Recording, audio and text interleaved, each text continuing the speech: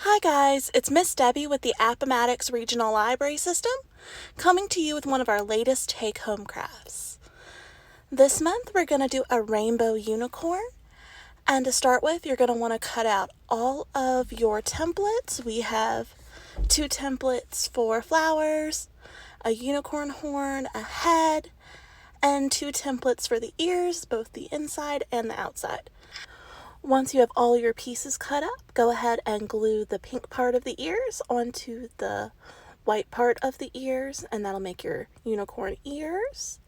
And next you're going to layer your flowers. You can either do both colors the same or do different colors together. And just put them at an angle so they look like a beautiful flower and glue them down. Next we're going to put our pieces of paper in rainbow order.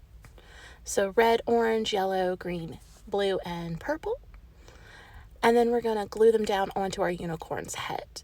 You may need to overlap them just a little bit to get all of them on, so they all fit without any of them showing right there at the point of where they're glued down. Next, we're going to make sure we glue it down all the way down. Just lift up your unicorn's head and put glue down so it can glue on tight all the way across. Next, we're going to start putting all of our pieces on our unicorn's face.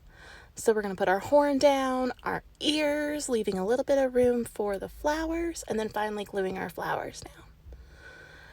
Now you can draw your face. You can make your face any way you like to. I like to do a closed-eyed unicorn normally, but I decided to go and do full eyes this time. So I did pretty eyes with big lashes and open mouth. And then I decided to go ahead and do some eyes for my unicorn, but you can draw the face any way you like. There is no wrong way.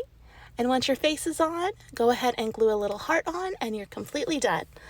I hope you like this craft, and you can pick it up at any of our locations until we run out.